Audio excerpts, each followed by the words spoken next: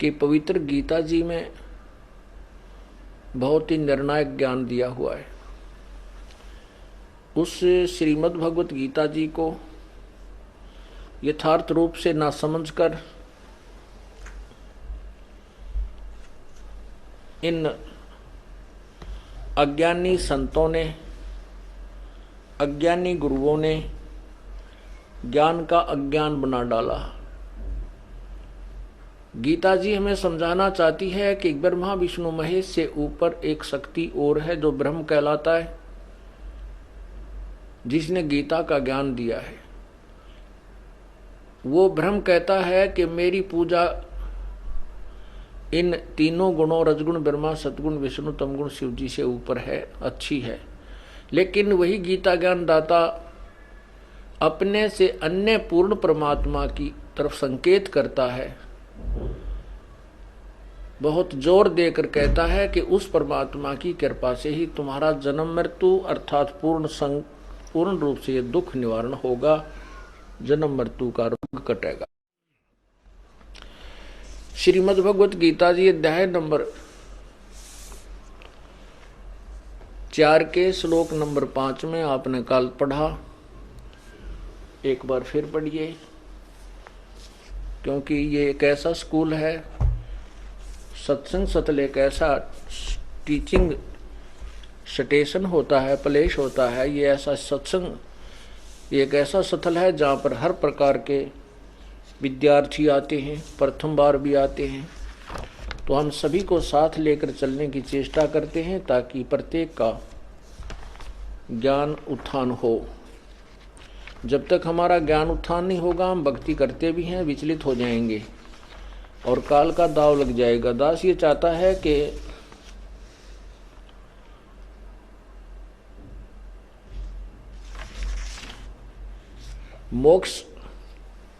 मोक्ष होना कठिन नहीं है, मोक्ष मार्ग का प्राप्त होना अति कठिन है, अति दुर्लभ है। हमने अपने घर को जाना है और घर का रास्ता हमें मिल जाता है तो घर पहुंचना मुश्किल नहीं है, रास्ता मिल गया, चलते रहेंगे, ठीक है। परमात्मा कहते हैं कि जैसे कोई पैदल चल रहा है, किसी ने कोई गाड़ी पकड़ ली, कोई हवाई जहाज में जा रहा है, कोई हेलीकॉप्टर में जा रहा है अपने घर की तरफ, तो जिसकी जैसी व्यवस्था है, जैसी जिसका स्पीड है, गति है, उतना ही वो शीघ्र पहुंच जाएगा। लेकिन रास्ता ठीक है। जब तक हमें मार्ग ही नहीं मिलेगा, हम कितनी स्पीड चलें, कैसा ही साधन ले लें, हम विपरीत दिशा को जा रहे हैं तो वो व्यर्थ है। उसी के लिए बार बार कहा जाता है कि ज्ञान जो है, तत्व ज्ञान, इसी से सब ज्ञान सुलझेगा, सब व्यवस्था का पता चलेगा। हमने क्या करना चाहिए, क्या ना करना चाहिए, किस रास्ते जाना चाहिए, कौन सा मार्ग ठीक है, कौन सी भक्ति विधि गलत है। तब हम अपने गंतव्य मार्ग को चल सकेंगे और तभी हम पहुंचेंगे। अब जैसे अब ये प्रारंभ हुआ तत्व ज्ञान परमात्मा की कृपा से, कबीर परमेश्वर की रजा से, और ये तत्व ज्ञान अब जैसे कोई बुजुर्ग हैं, वृद्ध हैं और या जैसे कोई और भी बिजनेसमैन हैं, ठीक है, मालिक का मार्ग भी समझ में आ गया है, भक्ति का प्रयत्न भी कर रहे हैं और साधना कर भी रहे हैं, लेकिन कम बन रही है। तो उनको अब ये भक्ति युग कुछ दिन चलेगा, हजारों वर्षों तक ये अवश्य चलेगा।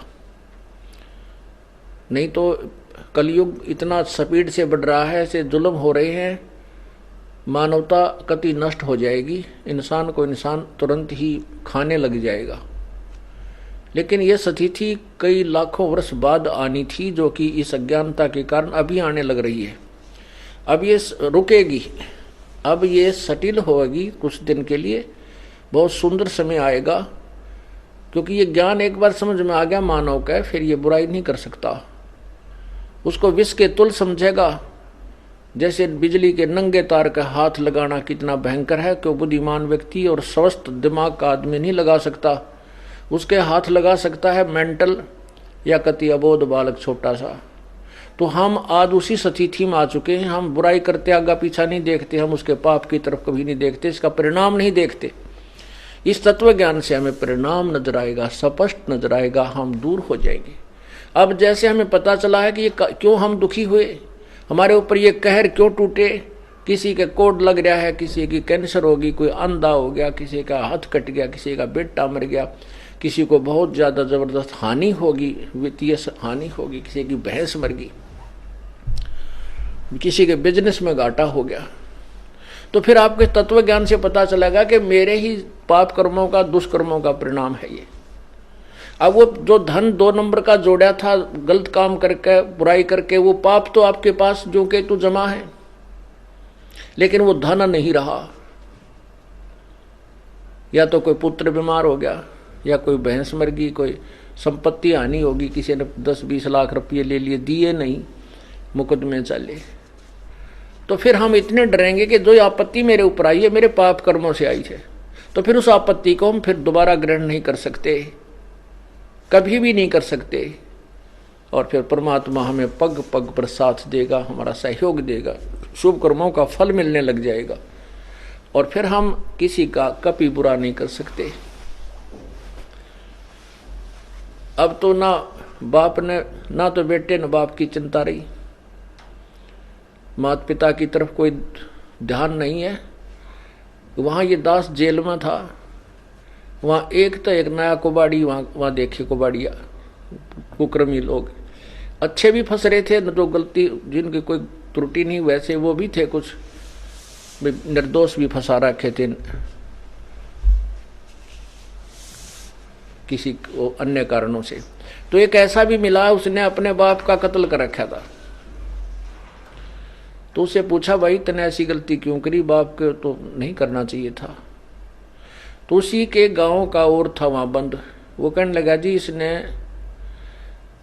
इसके पिताजी की पेंशन आवत थी, ये 2 भाई हैं, तो इन्होंने इसका बाटा माँ आएगी और बड्डे का बाटा बाबू पिताजी आएगी, इन माँ बाबुओं को बांट लिया नारा नारा। अब वह पेंशन आवे थी, तो पेंशन बुढ़ा ने बोला, मैं तो भाई जिसमें रोटी खाऊंगा उसने दूंगा, तेरे को क्यों दूं जब तू मेरी सेवा नहीं कर रहा। तो इन्होंने बोला, मुझे आधी तनख्वाह दे, पेंशन दे। तो उस बुढ़े ने ना दी उसको, तो उठा कर लठ मारा सर में, बुढ़ा मर गया। अब उसकी वो जेल में बंद था। तो पुण्यात्मा ऐसा जुल्म हो गया। माँ बाप ना हम कितना, माता पिता हमें कितने प्यार से पालते हैं, आज जो छोटे छोटे जवान बच्चे हैं उनके पास पुत्र हैं, पुत्रियां हैं, वो कितना सीने से लगाए फिरते हैं, कंधे पर बैठाते हैं, सिर पर बैठाते हैं, चूमते हैं, वो लाड करते करते पेशाब भी कर दे, सारे कपड़े में कर दे काम, और फिर भी बुरे नहीं लगते। और जब वृद्ध हो जाते हैं, जब वो बड़े हो जाते हैं, उनका विवाह हो जाता है, और फिर वो माँ बाप उनको अच्छे क्यों नहीं लगते, उनकी सेवा करने में उनको इंटरेस्ट क्यों नहीं है। इसका कारण ये है, ये नहीं हो सकता, क्योंकि इसका कारण है कि बुढ़े ने भक्ति ना करी। उस जब वो युवा था, उन बालका के लालन पालन में उनको सेठ बनाने में लग रहा, भक्ति करी नहीं। और भक्तिहीन प्राणी का कितना ठिकाना नहीं। यदि हम पहले से परमात्मा का नाम लेंगे, भक्ति करेंगे, तो परमात्मा ऐसी व्यवस्था कर देगा, उन बच्चों के दिल में ऐसी दया भर देगा, माता पिता ने हाथों पर रखेंगे। और माता पिता इसे योग्य होंगे नहीं कि वो उनको दुख दें, क्योंकि उनकी भक्ति से वो स्वस्थ भी रहेंगे, उनका शरीर भी तगड़ा रहेगा। और जो 10,000 के रुपए में बीमारी कटनी हो, मानो 500 रुपये में ठीक हो जाएगा। तो ऐसे फिर वो भक्ति से ही सेवा बना है। एक आदमी तो ऐसा है, वो अच्छा भी ना लगता, हमने खड़ा होगी तो मान ले जैसे, अरे कैसा हो जाओ, इस तो बात तय करें जावा, बड़ा अच्छा आदमी, क्योंकि उसके पिछले पुण्य है, वो संस्कार, वो भक्ति के गुण उसके अंदर विद्यमान है। तो ऐसे ही अब हम भक्ति संस्कार बनावाएंगे तो बचपन बुढ़ापे में हमारी आप सेवा परमात्मा ऐसी व्यवस्था कर देगा, हम सोच भी नहीं सकते। ना हम बच्चा न बुरे लागा, ना बच्चे हमारी सेवा से उकताएंगे, कभी नहीं उकताएंगे, दूनी इंटरेस्ट बढ़ेगा। अब देखो पुण्यात्माओं, इस दास के 4 संतान, 2 लड़के 2 लड़की थी। यदि ये दास उन्हीं में उलझ पुलझ रह जाता, अब मुझे पता हुआ मेरी कितनी की खातिरदारी करें, खूब पता है मुझे वह क्या नेचर है उनका, कैसा उनका स्वभाव और क्या करते। अब परमात्मा के चरणों में आया हूं, मेरे लाखों चेले बेटा बेटी हो गए। अब एक को कहता हूं भाई जल लाना, 10 खड़े हो जाते हैं। ये क्या कारण है? क्योंकि मैंने परमात्मा की भक्ति का रटना लाई, और उस भक्ति की शक्ति से इन बच्चों में इतनी श्रद्धा बन गई, दोनों हाथों पर रखूं अपने गुरुदेव को, अपने पिता को। परमात्मा कहते हैं कुल खोए कुल होत है, कुल राखें कुल जा, राम निकल कुल भेंट ले, सब कुल रहा समाए। यदि हम इस कुल को बचाने में लगे रहेंगे, कुल तो नष्ट होगा, हम भी मरेंगे, बेटे भी मरेंगे, पोते भी मरेंगे, सभी ने एक दिन जाना है, ये तो रहना नहीं। 1 लख पूत 1.25 लाख नाती, उस रावण कह दी वन बाती। और यदि हम इस कुल को भूल कर, और राम निकुल कुल, ये राम का कुल है, ये भगवान कुल है, भगवान का खानदान है, यानी सत्संग में आ जाना। अब आप बहन भाई हो, एक गुरु के शिष्य हो, और ये दास आपका पिता, आप हमारे बच्चे हो गए, तो ये हमारा कुल बन गया। कहते इस राम निकल कुल भेंट ले, सब कुल रहा समाए, बेटा भी बेटी भी माई भी भाई भी सारे हो गए इसमें। तो ऐसे हमारे फिर आगे चल के आने वाले समय में इतनी जो ना सेवा आपकी बनेगी, क्योंकि आपके बच्चे भी भक्ति करेंगे, वो भी भगवान से डरेंगे, आपको इतना भी दुख देना नहीं चाहेंगे कदे मुझे पाप ना लग जाए, माँ की आत्मा दुखा दी जाए तो, कदे पिता की आत्मा ना दुख जा, क्योंकि फिर आपको झटके लगने लग जाएंगे। संत दुखाए मैं दुखी, मेरा आपा भी दुख होए।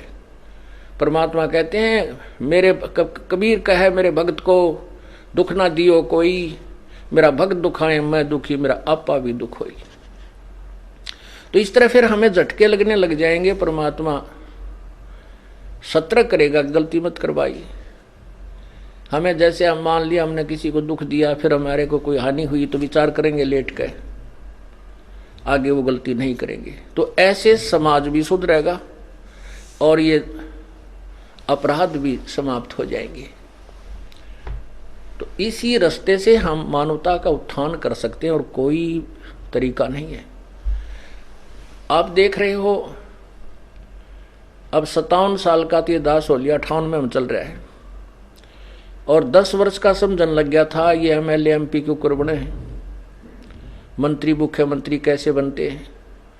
आप देखते हो बहुत बढ़िया छांट छूट का कोई मंत्री कोई पार्टी चुनती है जनता, और 5 साल में फ्यूज हो लेते हैं। वह 5 साल में उन्हें रिजेक्ट कर देती है कि ना ये करने के नहीं, फिर नए तैयार करते हैं, शायद ये कुछ ठीक पाएंगे, 5 साल में उन्हें रिजेक्ट कर देते कि ना ये भी कोई ना ठीक। क्योंकि जब तक हम राम नाम से डरने वाले अपने नेता नहीं चुनेंगे तब तक कोई भी सुधार नहीं हो सकता। और ये इस मार्ग से ही वो पुण्यात्मा उभरेंगी। ऐसे ही ज्ञान से फिर वो भगवान से डरने वाले होंगे, परमात्मा का नौकर बनकर वो राज करेंगे, नहीं को राज को छुएगा नहीं। इतना भयंकर पाप है इस राज के अंदर। राजा लोग भगवान से डरने वाला हो, बिल्कुल भी गलत काम नहीं करते, तुरंत त्याग देना पड़े, उसने इस्तीफा देना पड़ जाए।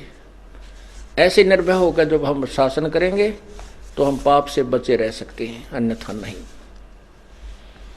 और तभी हमारी प्रजा सुखी होगी, और प्रजा सुखी होगी भगवान के भक्ति से, इस पुण्य से, दान से, धर्म से, और इन्हीं के निमित्त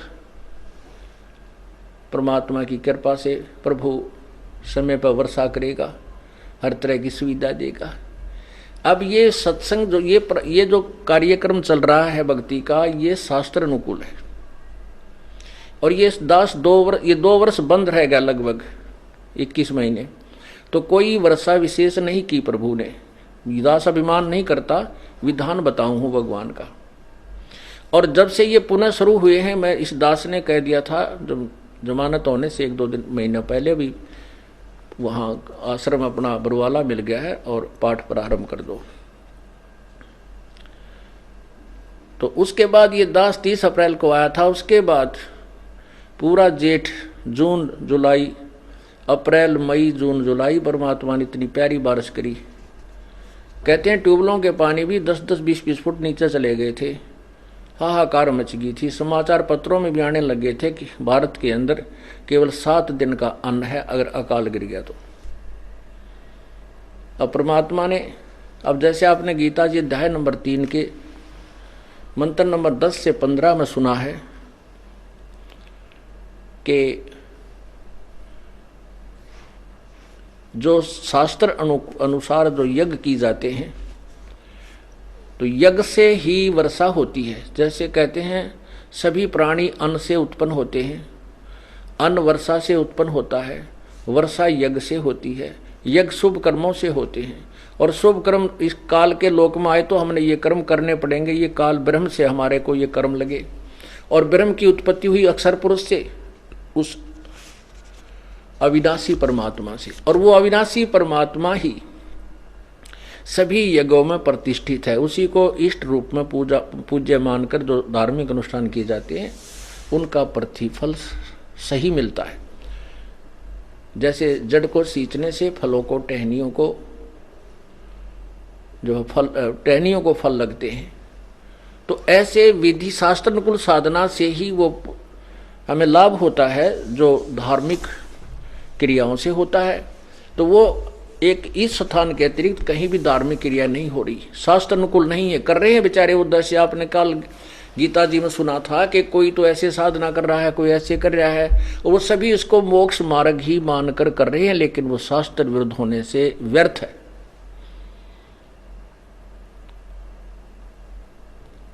इसलिए ये आप देख रहे हो, ये दास ने आपने भी देखा, मई जून और जुलाई अगस्त दिन खाली नहीं गया जो बारिश ना हुई हो, और बहुत प्यारी प्यारी, और 2 दिन होगी 3 दिन रुक कर फिर बरस गया। परमात्मा ने इतनी अच्छी बारिश की और ना कहीं फ्लड आने दिया। एक बार फ्लड के आसार हो गए थे, फिर परमात्मा की कृपा होगी, वो भी दया कर दी अपने बच्चों पे। अब पुण्यात्माओं ये समस्या आती है कि भी देखो हम तो खरदान कर रहे हैं, लाभ तो सभी को हो रहा है, परमात्मा की सभी संतान है, ये आत्मा उसी प्रभु की है। अब जैसे किसान खेत में बीज बीजता है, फसल बीज रखी है, गेहूं बो दिया, और गेहूं में खरपतवार भी साथ होता है। अब उस पानी डाला जाता है, खाद डाला जाता है, वो एक एक पौधे को नहीं डालता किसान, वो पूरे ही एकड़ में डाल देता है, एकड़ में सिंचाई करता है, किले एकड़ों के एकड़ों में।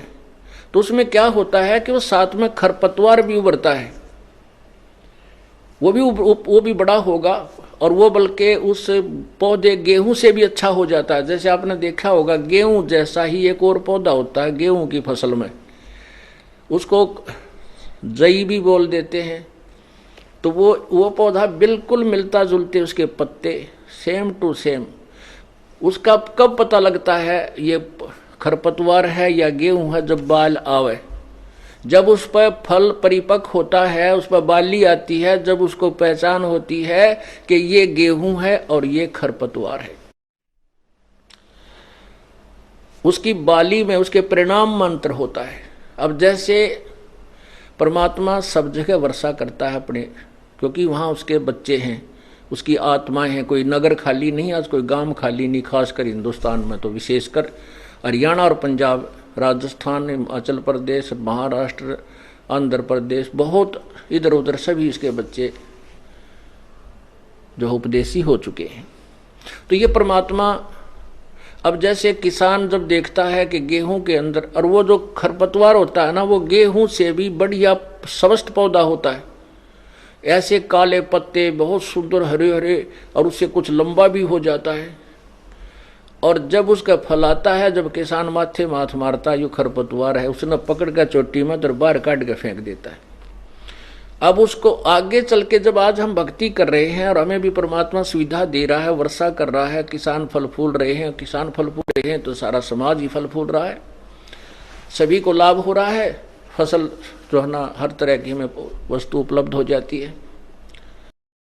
अन्न ही नहीं मिलेगा तो फिर हम यहाँ कार कोठी कति अच्छी नहीं लगेंगी, ना ये हेलीकॉप्टर सुहावेंगे, जरूरत ये ना मिल लीता है। सबसे पहले तो अन्न चाहिए इस प्राणी को, चाहे झोपड़ी में रहना पड़ जाए। तो इसी प्रकार जब आज दूसरे लोग भी इस वर्षा होने से जो नाम नहीं ले रहे उनके भी ठाठुम ठाठ हो जाएंगे, वो तो है उनके पूर्व जन्म के, और उनके भी कोठीकार हो जाएंगे और भगत से भी ज्यादा वो फलते फूलते नजर आएंगे। लेकिन भगवान के दरबार में जो परिणाम, वो परमात्मा तो बाल देखेगा, वो परिणाम देखेगा, रिजल्ट देखेगा, वो भक्ति देखेगा। और वो जो खरपतवार हैं, यहाँ चाहिए वो बहुत अच्छे दिखे थे, तो उन प्राणियों को तो नरक में डाल देगा और आपको अलग रखेगा। जैसे किसान खरपतवार को अलग पटक देता है और गेहूं को भिन्न कर लेता है, ऐसा फिर आगे चलकर आपको इसका लाभ मिलेगा। बोलो सतगुरुदेव की जय हो।